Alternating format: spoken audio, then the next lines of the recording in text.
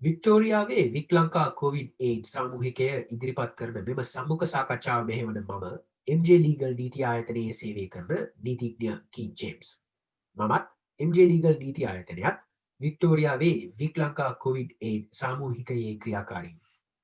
මෙම සාකච්ඡාව පවත්වන්නේ කොරෝනා වෛරස වසංගතයේ හේතුවෙන් අර්බුදකාරී තත්ත්වයන්ට මුහුණ දෙන වික්ටෝරියාවේ වසන ශ්‍රී ලාංකික ජනකොටස් අතර පැන නැගිය හැකි මානසික අර්බුද සම්බන්ධයෙන් කරුණු පැහැදිලි කර ගැනීම සඳහා ඔස්ට්‍රේලියාවේ ෆෙඩරල් ආණ්ඩුවත් වික්ටෝරියාවේ ප්‍රාන්ත රජයක් මේ දිනවල දැඩි ලෙස අවධාරණය කරන කරුණක් තමයි පවතින වසංගත තත්ත්වය තුළ අපේ සමාජයේ ඇතිවිය හැකි මානසික ප්‍රශ්න ආමන්ත්‍රණය කරන්නේ කෙසේද යන්න. අද මේ සාකච්ඡාවට සහභාගී වෙනවා වික්ටෝරියාවේ රොක්බෑන්ක් ප්‍රදේශයේ පාරමිතා බෞද්ධ විහාරයේ දැන්ට වැඩවාසය කරන තෙල්දෙනිය ගම ශ්‍රී ඉන්ද්‍රසාර විහාරාධිපති තෙල්දෙනිය ජාතික පාසලේ ආචාර්ය ශාස්ත්‍රපති පූජ්‍ය ගැරන්ඩිගල චන්ද විමල ස්වාමින් වහන්සේත් මනෝවෛද්‍ය උපදේශනය පිළිබඳ ඩිප්ලෝමා සාතිකයක් ලත් වික්ටෝරියාවේ විටල්සි කිංලේක් ඇල්ලිකන් වසම භාරව සිටින ආචාර්ය රුවන් පලාපත්වල පියතුමාත් වික්ටෝරියාවේ වෙරබි ඉස්ලාමීය මධ්‍යස්ථානයේ ඉමාම්වරයා සහ වික්ටෝරියා ඉමාම් මණ්ඩලයේ ලේකම් ෂේක්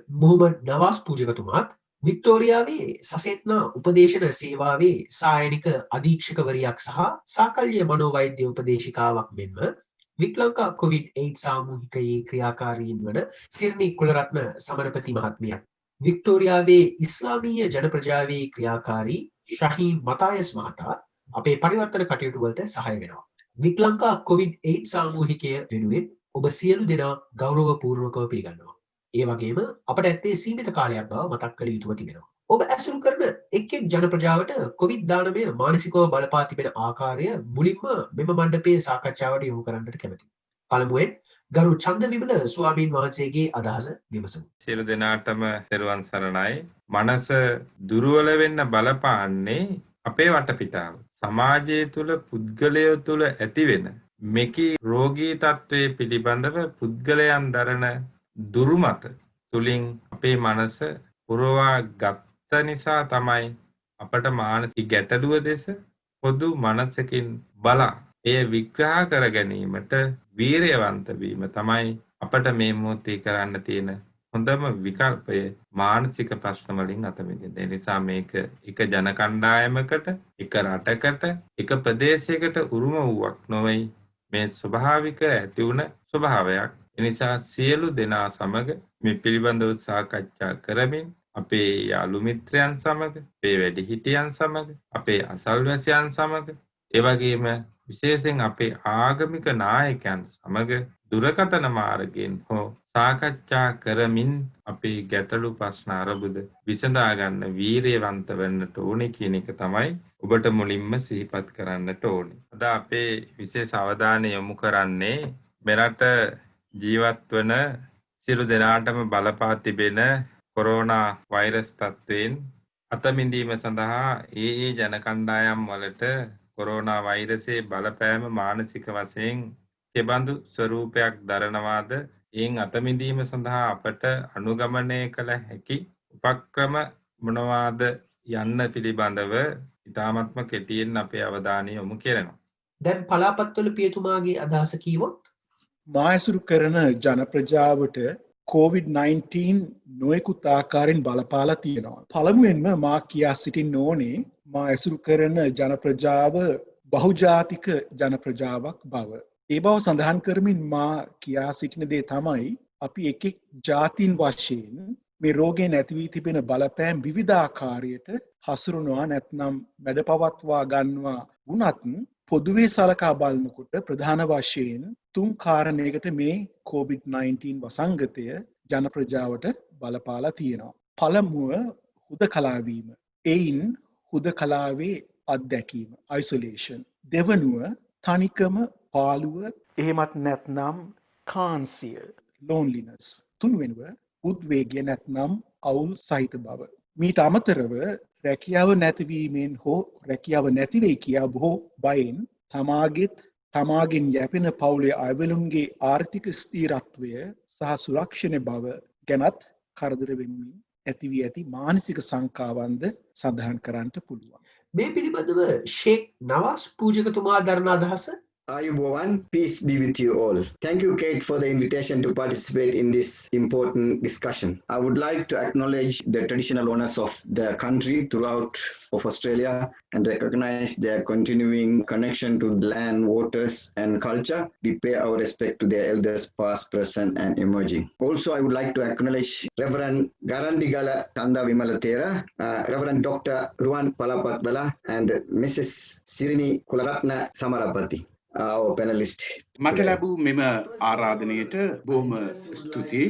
එමෙන්ම මෙම සභාවට අද දින වැඩම කර සිටින අපගේ ස්වාමින් වහන්සේරුද එමෙන්ම පියතුමාගෙන්ද අවසරයි. අප කවුරුත් මෙම කොරෝනා තත්ත්වයෙන් නිසා යම්කිසි මානසික පීඩනයකට පත් වෙලා සිටින අය වික්ටෝරියා ප්‍රාන්තයේ ජීවත් වෙන අපගේ සමාජිකයන්ද මෙම ප්‍රශ්නයට මුහුණ පා සිටිනවා. අපගේ සමාජයේ කාගේ හෝ සහෝදරයෙක් මිත්‍රයෙක් හෝ පවුලේ සමාජිකයෙක් මෙම තත්ත්වය නිසා යම්කිසි මානසික පීඩනයකට හෝ ආතතියකට පත් වී සිටින අයුරු මටද දැක ගන්නට ඉඩ තිබෙනවා. සමහර අයට මෙම කොවිඩ් ප්‍රශ්නය නිසා රැකියාවන් අහිමි වෙලා. ඒ වගේම ඒ අය නිවස් වලට සීමා වෙලා. දෙමව්පියන් හට දැන් විශේෂ ප්‍රශ්නයක් මතුවලා තිබෙනවා. මොකද මේ දවස්වල පාසල් සහ විශ්වවිද්‍යාල විවෘත නොකිරීම නිසා ඒ ළමයින් ළපටි එම ගෙවල් වලම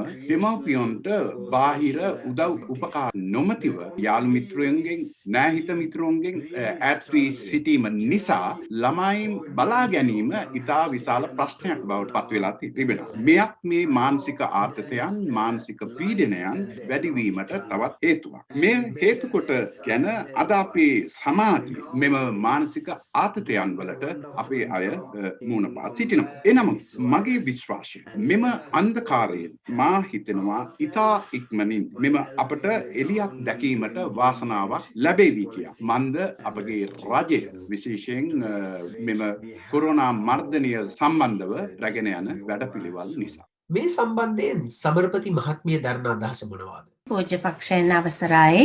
අයිබෝවන් උපදේශකාවක් හැටියට උපදේශන සේවයේදී ඔස්ට්‍රේලියාවේ ඉන්න ලංකාවේ ජන ප්‍රජාවත් එක්ක වැඩ කරනවා වගේම වැඩි හරියක් මගේ වැඩ කෙරෙන්නේ ඔස්ට්‍රේලියාවේ අන්‍ය ජන කොටස් සමග. ගොඩක්ම ඔස්ට්‍රේලියාව පුරා දුරකථන මාර්ගයෙන් වෙබ් චැට් මාර්ගයෙන් එවැනි සම්බන්ධ වීම හරහා. එතකොට මේ කොවිඩ් ලොක්ඩවුන් එකත් එක්ක දකින මානසික තත්ත්වයන් බලනවා නම් anxiety, කාන්සාව, stress, ආතතිය, depression, මානසික අවපීඩනය. මෙවැනි අවස්ථා තමයි බොහෝ විට ඉස්සරහට එනවා දකින්නේ. දැන් ඒ කොවිඩ් නිසාම ඇතිවෙච්ච තත්ත්වයක් කියනවට වඩා දකින්නේ මේ තත්ත්වයන් මේ අය සමග තිබිලා තියෙනවා. එක්කෝ ඒගොල්ලොන්ට ඒක ලෙඩක් හැටියට මීට ඉස්සෙල්ලා සොයාගෙන තියෙනවා. එහෙම නැත්නම් ලෙඩක් හැටියට නොවුනත් යම්කිසි එම මානසික තත්ත්වයන් පීඩාවන් සමග ජීවත් වුණු කොටසක් හැටියට බොහෝ දුරට පේනවා. ඒකට කොවිඩ් සමග ඒක වැඩිවීමක්. එහෙම නැත්නම් ඉලිපිලා එළියට ආපු බවක් බොහෝ දුරට පේන්න තියෙනවා. එතකොට අර ඒගොල්ලෝ මේ වගේ පීඩනයක් එක්ක ඉඳලා දැන් ඊට අමතරව තව පීඩනකාරී තත්ත්වයක් ආව හැටියට තමයි බොහෝ වෙලාවට දකින්නේ. මේ තත්ත්වයන් නිසා තමන්ගේ මෙතන අනිත් පැත්ත මට ඇත්තටම ගේන්න ඕනේ හිංසනය පැත්ත. මේ ලොක්ඩවුන් එකත් එක්ක කට්ටිය කොටු වුණ ස්වභාවයක් තියෙනවා. වෙනදට රස්සාවට ගිහිල්ලා යම්කිසි විදියක ගෙදර අර පීඩනකාරී තත්ත්වය හිංසනකාරී තත්ත්වෙන් එළියට යන්න පුළුවන් වෙච්ච අය දැන් වැඩ කරන්නේත් ගෙදර ඉඳන්. එතකොට පීඩනය හිංසනය කරන පුද්ගලයෝත් ගේ ඇතුලේ. ළමයින්ටත් මේ බලපානවා. මොකද දරුවන් විශාල හිංසනකාරී තත්ත්වවලට පත් වෙනවා තියෙනවා මේ රටවල් වල. එතකොට ඒක ලංකාවට අයිති නැතුව නෙමෙයි. අපි දැන් මේ ඔස්ට්‍රේලියාවේ සමස්තයක් හැටියට ගන්නකොට හිංසනකාරී තත්ත්වය. ඒතර මේ හිංසනකාරී තත්ත්වය නිසා මානසික පීඩනයක් ඇති වෙන්න පුළුවන්. ඒක හිංසනය කලින් තිබුණා නම් එය වැඩි වෙන තත්ත්වයක් තමයි අපි දකින්නේ. එතකොට කායික හිංසනය නෙමෙයි වෙන්න පුළුවන්. වචනයෙන් මානසිකව හිංසනය වෙන්න පුළුවන්.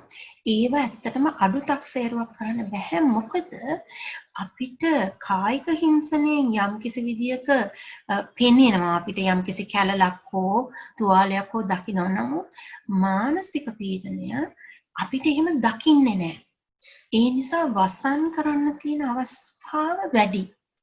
ඉතින් ඒ නිසා ඒකට යම්කිසි අවධානයක් යොමු වෙන්න අවශ්‍යත වෙලාවෙ තියෙනවා. ඉතින් ඒ විදිහට තමයි අපි වැඩ කරනකොට මේ ජනප්‍රජාවත් එක්ක වැඩ කරන්නේ.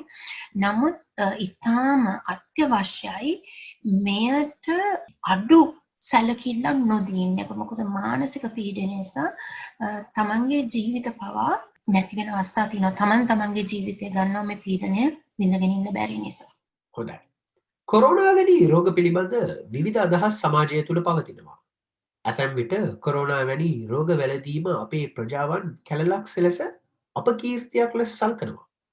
මේ පිළිබඳව විවෘතව සාකච්ඡා කරනවා බොහොම අඩුයි. කොරෝනා කළමනාකරණයට මෙම තත්ත්වය බාධා කරනවා. කොරෝනා පරීක්ෂා කිරීමේ වැඩසටහන් වලට ඇතැම් අය සහභාගී නොවීම උදාහරණයක් වශයෙන් ගන්නට පුළුවන්. මේ පිළිබඳ චන්ද විමල ස්වාමීන් වහන්සේගේ අත්දැකීම් විස්තර කළොත්.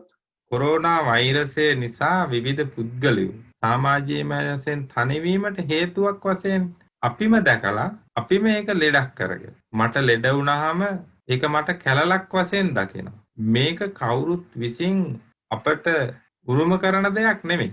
මේ ව්‍යසනයේ ස්වභාවය ඊටාම කායික වේදනාවන්ගෙන් යුක්ත ස්වરૂපයක්. එනිසා අපි මෙහිදී කල්පනා කරන්න ඕනේ මේක විවිධ ක්‍රමයන්ගෙන් අපිට වැළඳෙනවා.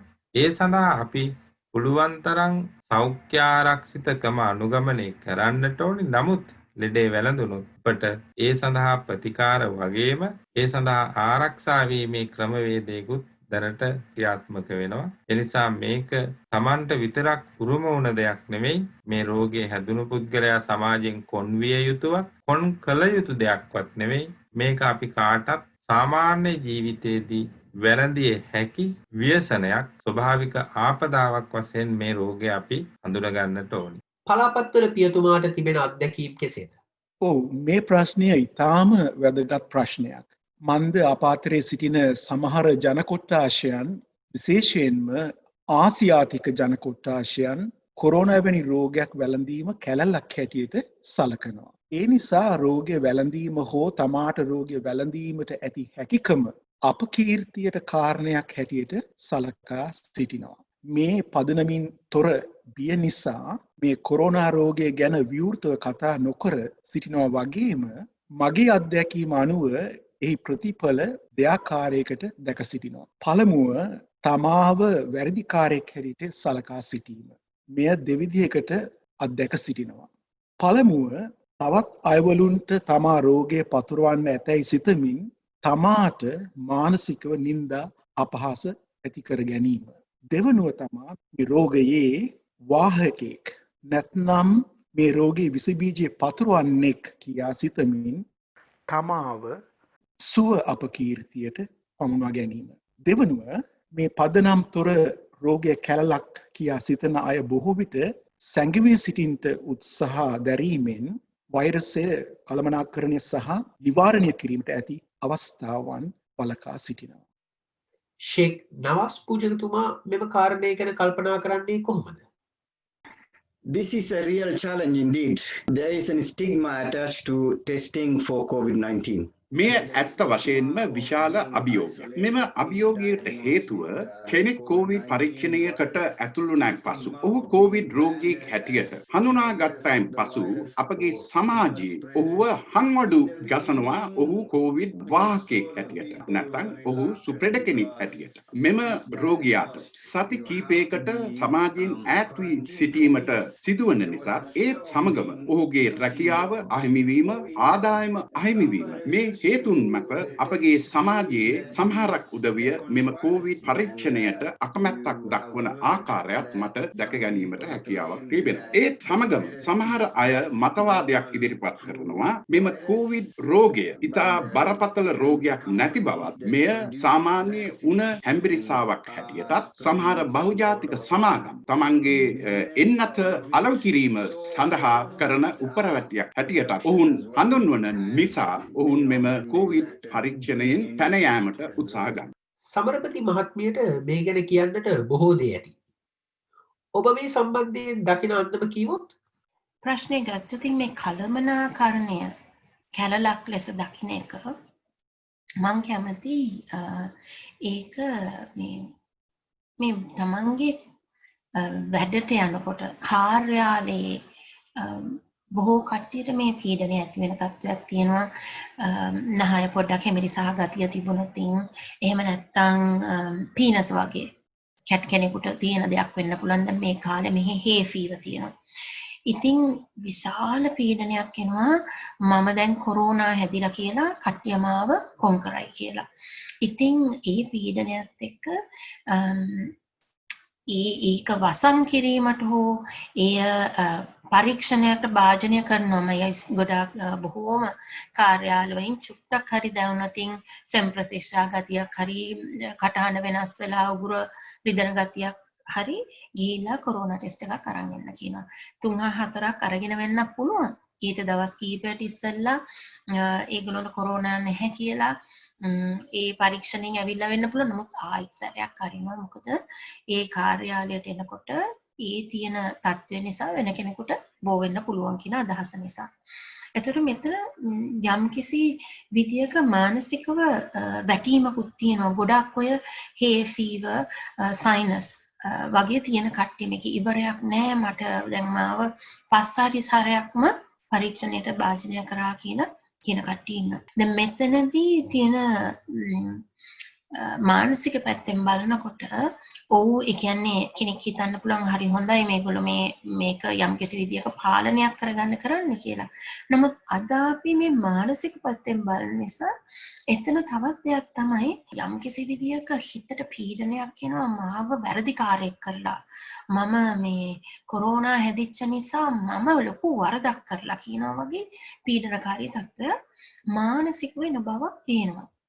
ඒ වගේම ඒ කෙනෙක්ව කොරෝනා ආසාදිතයෙක් ලෙස හැඳුන්වන්නට වෙලාවට පස්සේ වැඩට යන්න ගත්තම ප්‍රශ්න කොහෙද ගියේ කොහෙන්ද හම්බුනේ කියන්නේ ඒව කොහොම නිරෝධනය වෙන්න ඉස්සෙල්ලා මේ කලමනාකරේදී කරලා තියෙනවා. නමුත් අර කාර්යාලයේදී ඒ අහන ප්‍රශ්න යම්කිසි විදියක වැටීමක් හැටියට පෙන්නුම් කරනවා. ඒගොල්ලෝ ඒ අදහස අරන් තියෙනවා. ඒ වගේම ඒ පිරිසිදු කිරීම වලට විශාල මුදලක් වියදම් කරන්න වෙනවා.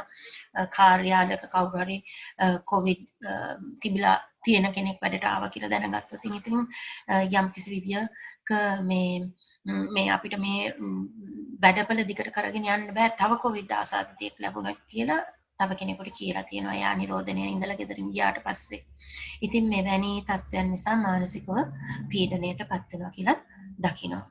ඊටම සම්බන්ධ කාරණයක් තමයි කෙනෙක් මානසික ගැටලුවකට මුහුණ දෙන බව තේරෙනවා නම් පවුලේ අය සමග තමන්ගේ සමීප මිතුරන් එහෙම නැත්නම් තමන් විශ්වාස කරන ආගමික හෝ ඇදහිලි නායකයන් සමග ඒ පිළිබඳව සාකච්ඡා කරන එක වැදගත් වෙනවා නේද? මේ ගැන චන්දවිමල ස්වාමීන් වහන්සේ දරන අදහස් මොනවාද? අපට ඒ රෝගය හැදුනොත් උදාහරණයකට ගත්තොත් දෙමව්පියන්ගෙන් පවුලෙන් යහළු මිත්‍රයන්ගෙන් හිතවතුන්ගෙන් සේවාස්ථානයේ අපි දුරස්කර තබාවි.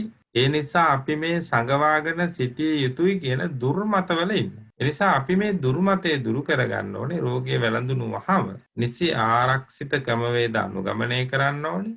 ඒත් එක්කම අපි ඇසුරු නිසුරු කරපු හැම කෙනාම මේ පිළිබඳව දැනුවත් කළ යුතු වෙනවා. නැත්නම් ජීවිත අනතුරක් වෙන්න පුළුවන්. ඒ වගේම මේකට නිසි ක්‍රමෝපායන් අනුගමනය කිරීමෙන් අපට තරුණ වයසේ ඉන්න පීඩාවන් දරන්න පුළුවන් වයසේ ඉන්න ඕනෑම කෙනෙකුට මේ රෝගී තත්ත්වයෙන් ආරක්ෂාව සලසා ගන්න පුළුවන්. මේ රෝගිය වැළඳුණු වහාම ඒ නිසි උපදේශයන් අනුගමනය කරමින් අපේ සමීපතයන් හිතවතුන් යහළු මිත්‍රයන් දැනුවත් කරමින් එක කාලයක් මේන් ඈත්ව සිට නැවත අපට සුපුරුදු පරිදි අපේ සමාජිකයන් සමග එකට ගණයුතු කිරීමේ හැකියාව සම්පූර්ණයෙන්ම ලැබෙනවායි කියන එක තමයි සිහිපත් කරන්න පුළුවන්කම ලැබෙන්නේ.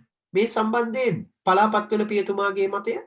අනිවාර්යෙන්ම එය වැදගත්. නමුත් මගේ අත්දැකීමෙන් කියන්න පුළුවන් කාරණයක් තමා බොහෝ දෙනෙක් ගැහැණු පිරිමි සහ බාල වයස භේදයකින් තොරව සිදුවෙන දෙයක් කියා මා හොඳින්ම අත්දැකලා තියෙනවා. මේට ප්‍රධානම හේතුව තමා තමාගේ තමත්වයට නැත්නම් තමාගේ ප්‍රතිමූර්තියට, ඒ කියන්නේ self image ඉංග්‍රීසියෙන් කියනවා නම් අඩුවක් වෙයි කියලා සිතීම. ඔව්, ඉතින් ඒ නිසා තමන් විශ්වාස කරන ආගමික නායකයන් සමග ඒ පිළිබඳව කතා කිරීම මං හිතනවා ඉතාම වැදගත් කියලා. මන්ද ආගමික නායකයන් හැටියට අපේ පල්ලියට, පන්සලට, කෝවිලට සහ දේවස්ථානයට සම්බන්ධ බොහෝ දෙනාගේ චිත්‍රරූපය ගොඩනගාගෙන සිටින ආකාරය ගැන අපට ආගමික නායකයන් හැටියට හොඳ අදහසක් තියෙනවා. ඒ දැනුම පදනම් කරගෙන අපට කරුණාවෙන්, මෛත්‍රියෙන් සහ විශ්වාසභාවය බවෙන් අපට හැම දෙනාටම උදව් කර සිටින්ට පුළුවන්. ෂේක් නවාස් පූජකතුමා මේ පිළිබඳව දරන්නේ මොන වගේ අදහසක්? It's a good question. As a human, we can't be an island and isolate ourselves from family and community. It is very important at this time especially that families should take care of each other. මිනිස්සෙක් හැටියට අපට සමාජයේ තනියම ජීවත් වීමට හැකියාවක් නැත. එම නිසා මෙම අවස්ථාවේදී පවුලේ උදවිය ඔවුන්ගේ අනෙක් සමාජිකයන් ගැන ඉතා උනන්දුවක් දැක්විය යුතුයි. එමෙන්ම එම පවුලේ සමාජිකයෙක් යම්කිසි මානසික පීඩනයකින්, මානසික ආතතියකින් පෙළෙන්නේ නම් ඔහු ඒ ගැන අනිත් අයත් සමග ඉතා විවෘතව අනිවාර්යයෙන්ම සාකච්ඡා කළ යුතුමයි. නැත්නම් ඔහුගේ සමීපත හිතමුතිරෙක් සමග ඔහුගේ පීඩනය, ඔහුගේ බය, මෙවන් දේවල් එම මිතුරත් එක්ක සාකච්ඡා කිරීම ඉතාම අවශ්‍යයි. ඔබට හිතමුතිරෙක් හෝ පවුලේ සමාජිකයෙක් ළඟ පහත නැත්නම් ආගමික නායකයෙක් හමුවී ඒ සම්බන්ධව සාකච්ඡා කිරීම ඉතාම අවශ්‍යයි. අපගේ රටවල් වල මෙය සාමාන්‍යයෙන් සමාජ සම්මුතියක් හැටියට මා දකිනවා. මන්ද යම්කිසි ජීවිතයේ ප්‍රශ්නයකදී පන්සලේ හාමුදුරුවෝ හමුවීම, කෝවිලේ පල්ලියේ පූජකතුමන් හමුවීම අපහට අමුතු දෙයක් නොවේ. ඒත් එක්කම මිනිසයා හඳුන්වන්නේ ලේ මස් නහර වලින් සාදන ලද කඳක් පමණක් නොවේ. ආගමික හා අධ්‍යාත්මික දේවල් වලින්ද අපගේ ජීවිතය මිශ්‍ර වී ඇත. එම නිසා ඔබ ඔය ආගමික නායකයන් සමගද සාකච්ඡා කළ යුතුයි. සමරපති මහත්මිය මේ ගැන කල්පනා කරන අන්දම පැහැදිලි කළොත්? අපේ පවුලේ සමීප සමාජිකයන්, මිතුරන්, ඒ වගේම ආගමික නායකයන්, සමාජයේ අපේ ළඟින් ඉන්න අපේ එතකොට වෙනස්කම් තියෙනවා නම් දකින්නේ මේ කට්ටිය. අපිට කායිකව අතුලින් වෙනස්කම් දකින්න ඉඩ තියෙනවා. ඒගොල්ලොත් එක්ක අපිට සම්බන්ධ වෙලා යම් දෙයක් කතා කරන්න පුළුවන් නම් ඒක අත්‍යවශ්‍යයි. යම්කිසි ප්‍රශ්නයක් ආවම ඒක නිරවුල් කරගත්තට ඒක පහත ගිහිලා තව ප්‍රශ්නකදී නැවත තව අර මානසික තත්ත්ව වෙනවනම් ඒක ඇත්තටම අපි ඉංගියක් හැටියට ගන්න ඕන මීට වඩා දෙයක් මෙතන තියෙන්න පුළුවන් මේ යට. එතකොට ඒක අපේ දොස්තරා කියලා හම්බ වෙලා මේක ගැන කතා කරලා ඒගොල්ලෝ ඇසෙස්මන්ට් එකක් කරයිට උපදේශන සේවයට හෝ එහෙම නැත්නම් යම් කිසි වෙන ක්‍රියාමාර්ගයක් අවශ්‍ය විදියට ඉන් එහාට එකතු කරයි. ඒක අත්‍යවශ්‍යයි. අපේ පවුලේ කට්ටියට තමන්ගේ ප්‍රශ්න කියන්න කියලා අපි කිව්වට සමහර අවස්ථාවලදී මේ පවුලේ කට්ටියගෙම තමයි හිංසනය සිද්ධ වෙන්නේ. child sexual abuse ගත්තොත් 87ක් විතර අනුපාතයක් තමන් ළඟින්ම ආශ්‍රය කරන කට්ටියගෙන් තමයි ඒක සිද්ධ වෙන්නේ. එතකොට එකක් ඒක කියන්නේ කියන එක භයානක දෙයක් වෙන්න පුළුවන් අඳුරනම කෙනෙක්ට උනා. සමහරලාට මේ හිංසනය කරන තැනත්තත් අපිත් එක්ක එනවා වෙන්න පුළුවන්. ඒ ආගමික සිද්ධාස්ථානයට අපි පරිස්සම් වෙන්න ඕනේ. ඒ වෙලාවට කෙලින්ම අහන්න නැතුව යම් කිසි විදියක වෙනස් වක්‍රව ඒ උදව්වක් දෙන්න පුළුවන්ද කියලා දැනගන්න. අපේ සාකච්ඡාවේ අවසාන ප්‍රශ්නය වෙත අපි යොමු වන්නේ. මානසික ගැටලු සම්බන්ධයෙන් උපදෙස් නැත්තම් සහාය ලබා ගන්න නොයෙක් විදි තිබෙනවා. රජයේ සහ පුද්ගලික සෞඛ්‍ය සේවා ආයතන තිබෙනවා. ඒ වගේම තමන් විශ්වාස කරන ආගමික හෝ ඇදහිලි අනුව ඒ ආයතන මගිනුත් උපදේශන සේවා ලබා ගන්නට පුළුවන්. මේ පිළිබඳව යමක් කෙටියෙන් කියවොත් මුලින්ම සිරිනි කුලරත්න සමරපති මහත්මිය මනෝවෛද්‍ය උපදේශිකාවක් වශයෙන් මේ ගැන අදහස් ඉදිරිපත් කළොත් හොඳයි නේද? පැය 24 දුරකථනයෙන් සම්බන්ධ වෙන්න පුළුවන් ගොඩක් සේවාවන් තියෙනවා. එක ආයතනයක් තමයි Beyond Blue අංකය. අනිත් එක තමයි 1800 respect. ඒක තමයි නම. ඒ සේවාවේ අංකය. පිරිමි කට්ටියට පුළුවන් පූජ්‍ය පක්ෂයේ පිරිමි අයත් එක්ක සම්බන්ධ වෙලා කතා කරන්න. නමුත් ඒගොල්ලෝ ටිකක් පැකිලෙන්න පුළුවන් ගැහැණු දැන් අපි බෞද්ධ ගත්තොත් මෑණිවරු මෙහෙණින් වහන්සේලාත් එක්ක ලං වෙලා මේ ප්‍රශ්නේ කතා කරන්න. නමුත් අපි කාන්තා පක්ෂය ගත්තොත් මෑණිවරු මෙහෙණිවරුන් බොහොම ළඟින් කතා කරන්න පුළුවන් තියෙන ප්‍රශ්න කතා කරලා විසඳුමක් ගන්නත් පුළුවන්. ඉතින් අපි ඒක පොඩ්ඩක් හිතේ තියාගන්න ඕනේ. අපි මේ අවස්ථාවල් ලබා දෙනකොට සමහර වෙලාවට අපේ පන්සලේ එහෙම නැත්නම් පල්ලියේ ඉන්නේ පිරිමි පූජක පක්ෂය පමණයි නම් සමහර විට කොයිතරම් ප්‍රශ්නයක් තිබුණත් ඒගොල්ලෝ මේ ප්‍රශ්නේ ඉදිරියට ගේන්නේ නැති වෙන්න පුළුවන්. එහෙම අවස්ථාවක් නම් අපි ඒ ආගමට අනුව කාන්තා පක්ෂය පූජ්‍ය පක්ෂයේ ඉන්න තැනකට සම්බන්ධ කරවලා හෝ ඒ කතා බහට ලක් කරන එක මට හිතෙනවා ඇත්තටම වැදගත් එක කාරණේ ගන්න. අපි උපදේශන සේවයට ගත්තම අපි පාවිච්චි කරනවා මානසික චිකිත්සක ක්‍රම. ඒතර ඒ ක්‍රමවේද මේ අපි උපදේශන සේවයෙන් කරන්න පුළුවන් දේවල්. ඒ වෙනස තියෙනවා තමන්ගේ යහළු යහළියන් එක්ක සම්බන්ධයක් පූජ්‍ය පක්ෂය එක්ක සම්බන්ධයක් උපදේශනීය සේවයට සම්බන්ධයක්. ඒතර මේ තුනම එකතු කරගෙන තමන්ට යම් කිසි විදිහක තමන්ගේ මානසික තත්වය සුවදායි පැත්තට හරව ගන්න ක්‍රම බොහෝම තියෙනවා. ආචාර්ය රුවන් පලාපත්වල පියතුමා මනෝවෛද්‍ය උපදේශන සහ ක්‍රිස්තියානි ධර්මයේ ආශ්‍රයෙන් ඉදිරිපත් කරන අදහස? ඔව්. ඇත්තෙන්ම ඔස්ට්‍රේලියාව වැනි රටක ජීවත් වන අප සියලු දෙනා ඉතාම අගය කොට සැලකිය යුතු දෙයක් තමා හැම දෙනාටම උචිත මානසික ගැටලු සම්බන්ධයෙන් සෞඛ්‍ය උපදෙස් සහ මනෝවිද්‍යා උපදේශන ලබා ගන්නට සම්පත් තිබීම. නමුත් තමන් විශ්වාස කරන ආගමික ඒ ආයතනයන් මගිනුත් උපදේශ සේවා ලබා ගැනීමෙන් පුද්ගලයෙකුට වැඩි වාසියක් ලබා ගන්නට පුළුවන් කියන එක තමයි මගේ විශ්වාසය. මන්ද ආගමික නායකයන් හැටියට අපි ලබා දෙන මනෝවිද්‍යා උපදේශන එමත් නැත්නම් ඉංග්‍රීසියෙන් කියනවා නම් කවුන්සලින් අපි එකිනෙකා විශ්වාස කරන සහ පිළිපදින ධර්මයනොත් පෝෂණය වූ උපදේශන. ඒ නිසා ආගමික නායකයන් සහ ආගමික ආයතනයන් සපයා සිටින උපදේශන සාකල්‍යයි. ඒ කියන්නේ පුද්ගලයෙකුගේ සර්ව සම්පූර්ණ යහපත සඳහා ලබා දෙන උපදේශනයි. ඉස්ලාමීය ආගමික සම්ප්‍රදාය අනුව ෂේක් මුහම්මද් නවාස් පූජකතුමාගේ අදහස? True. It is very important for us to get help from wherever we can get.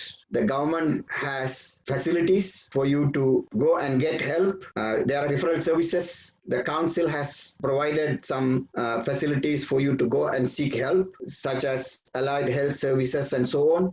So it is very important that we go to an appropriate institution or appropriate treatment center to get help for our mental health issues. So I think we should not take it. ඒ වගේම ආගමික නායකයන් සමග සාකච්ඡා කරන අතර ඉතාමත්ම වැදගත් සෞඛ්‍ය විශේෂඥයන් විශේෂයෙන්ම මානසික විශේෂඥයන් හමුවී ඔවුන් එක්කද සාකච්ඡා කර ඔවුන්ගෙන්ද උදව් උපකාර ලබා ගැනීම මේ අවස්ථාවේදී මා හිතනවා ඉතාම අවශ්‍ය වන තවත් එකක්. As our religion says that there is no sickness unless there is cure. So it is part of the religious duty for us to seek treatment for any mental health issues. We also cannot overlook the importance of getting professional help. We need to consult mental health professionals, be it mental health counselors or psychologists or medical professionals. So it is very important that we get both the spiritual as well as professional help to deal with the mental health issues. Thank you very much. බුද්ධ දර්ශනය අනුව පූජ්‍ය ගැරඩිගල චන්දවිමල ස්වාමීන් වහන්සේගේ උපදේශය? අපට මේ රෝගය ජීවිතේ පවා අහිමි කළ හැකි ස්වරූපේ භයානක අනතුරක් කියන කාරණාව අපි අවබෝධ කරගෙන මූලික වශයෙන් සෞඛ්‍ය ක්‍රම උපදේශන සේවාවන් වල පිහිට අපි ලබා ගන්න ඕනි අනුගමනය කරන්න ඕනි ඒ තුලින් මම හිතන්නේ අපිට පුළුවන්කම ලැබෙනවා සෞඛ්‍ය ආරක්ෂිතව අපේ ජීවිතේ පවත්වාගෙන යන්න. ඊට අමතරව අපි ජීවත් වෙන ඕනෑම රටක් තුළ මේ සඳහා නොපිළේ අපට මානසික උපදෙස් ලබා දෙන්න. වෛද්‍ය ශාස්ත්‍රයන්නේ නිපුණත්වයක් තියෙන මඟ පෙන්වන්නෝ ඉන්නවා. ඉතින් ඒ නිසා අපි සියලු දෙනාටම පුළුවන්කම ලැබෙනවා ගැටලු ප්‍රශ්න අරබුද එන අවස්ථාවන් වලදී ඒ ප්‍රශ්නයට Taman දකින අවසාන විසඳුම සියලු බලාපොරොත්තු අතහැර ගැනීම නෙවෙයි. ඒ සඳහා සැබවින්ම අපට උදව් කරන්න විවිධ උපදේශන සේවාවන් නොමිලේ වගේම මිල මුදල් වලට ලබා ගැනීමේ හැකියාව තියෙනවා බොහෝ දුරට ඒ උපදේශන සේවාවන් නොමිලේ ලබා ගැනීමේ හැකියාව වැඩි මේ වටිනා ජීවිතය පිළිබඳ ඔබේ බලාපොරොත්තු සිහින අරමුණු විනාශ කරගන්නේ නැතුව විවිධ ආගමික උපදේශනයන් සමාජීය උපදේශනයන් සඳහා යොමු වීමෙන් ඔබට සුවය ළඟා කරගත හැකි වෙනවයි කියන කාරණාව නැවත අවධාරණය කරමින් ඔබ සියලු දෙනාටම නිදුක් නිරෝගී වාසනාවන්ත සුබ ජීවිතයක් ප්‍රාර්ථනා කරනවා තෙරුවන් සරණයි. මෙම සාකච්ඡාවෙන් වැදගත් කරුණු රසක් සාකච්ඡා වුණා. ඒ කරුණු වික්ටෝරියාවේ පමණක් නොවේ ලොව පුරා වසන ශ්‍රී ලාංකික ජන කොටස් වලට ප්‍රයෝජනවත් වෙනවා ඇතැයි කල්පනා කරනවා. අවසන් වශයෙන් වික්ටෝරියාවේ වික්ලංකා COVID-19 සාමූහිකය වෙනුවෙන් අපේ ගෞරවාන්විත කෘතඥතාවය පළ කර සිටිනවා ඔබ සියලු දෙනාට. මෙම සාකච්ඡාවට සහභාගී වෙමින් අපට ප්‍රයෝජනවත් අදහස් රාශියක් ඉදිරිපත් කිරීම ගැන. මෙම සම්මුඛ සාකච්ඡාව ගුවනට එක් කිරීම සම්බන්ධයෙන් සාලිය ගලප්පති මහතාටත් ලක්මිහිර වැඩසටහනටත් අපේ විශේෂ ස්තුතිය පළ කර සිටිනවා. ඔබ සියලු දෙනාට බොහොම ස්තුතියි. සුබ සන්ධ්‍යාවක්.